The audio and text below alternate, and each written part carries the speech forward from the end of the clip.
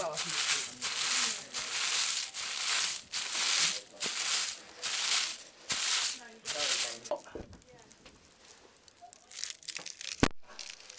do it closer to the mic.